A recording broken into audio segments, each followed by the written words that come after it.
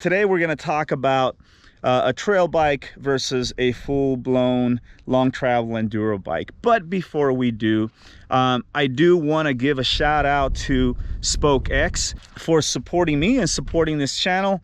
If you're local, stop by the shop. If you're not local, you can always shop online and get 10% off on your purchase, either in person or online, using this code right here, and it's going to be also in the video description. With that, let's jump into this topic, right, of a trail bike versus a full-blown enduro bike. Last weekend I was out here and I rode the SB130 lunch ride. I have been curious here recently about, you know, what it would feel like or what life would be like with a somewhat short travel, mid-travel trail bike, which is why I'm out here today.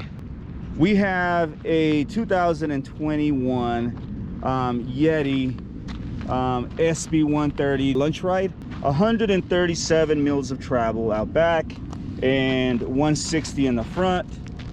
I have ridden the SB150, I've ridden the SB140 and the SB165. This is going to be my first time on the lunch ride version of the SB130.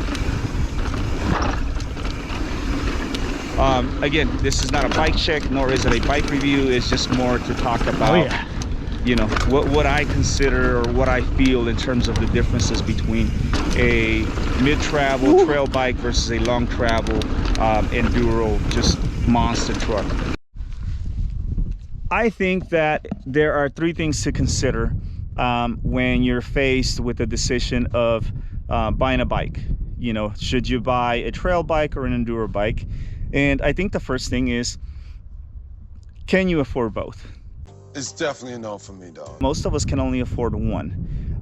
And so therefore, some have, you know, or use this logic. I'd rather have more travel than I need on my local trails, so that when I do travel and hit other trails that are more demanding, you know, I have all the travel that I need.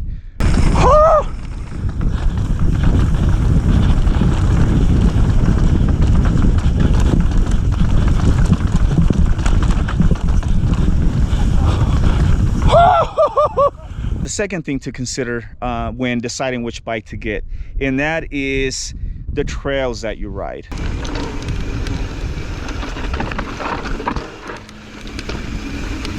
So far,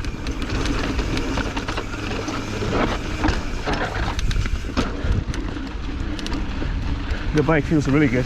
These are my local trails, and I spent probably 98% of the year riding these trails.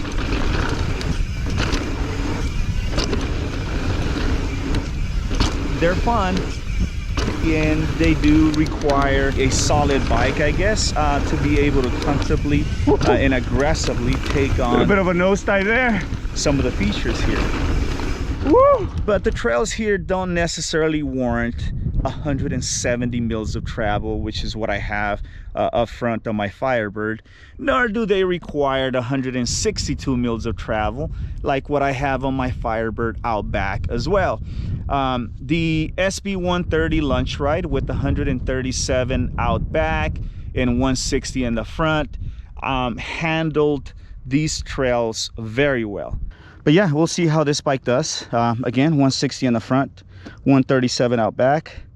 I'm certain the 160 up front is gonna do well, as well as the 137. But you know, that's a big difference, I guess, in terms of, or in comparison to my bike. Mine has 162 out in the back. This one's got 137, so almost you know, 50% less than what I run.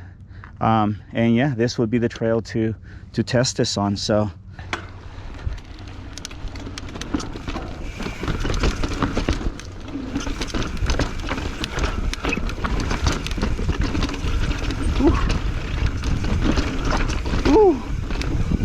that was a loose rock there.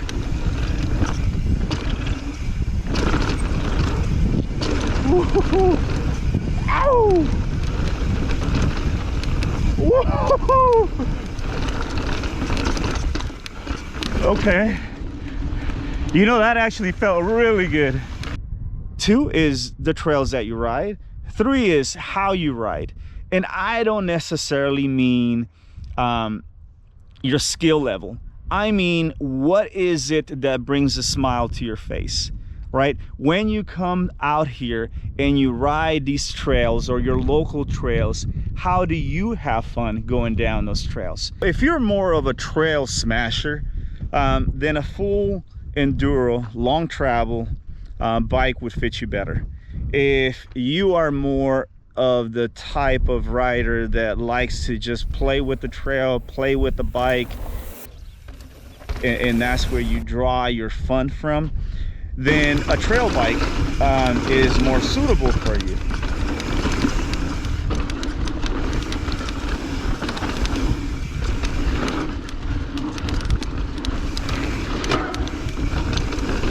This is why I don't believe that the argument has anything to do with too much travel or not enough travel. I think the heart of the issue is, does the amount of travel on your bike, whether too much or not enough, does it get in the way of you having fun? If too much travel makes the bike less flickable, less playful, then it gets in the way of your fun factor. If you are that type of rider that just likes to have fun, don't care too much about speed, you're just more about having fun and playing on your way down. But if you're a trail smasher, right, and your 140 travel in the front or your 120 out back isn't enough for you, you know, when you take those big hits or when you roll over them rock gardens or whatever, right, or the steeps,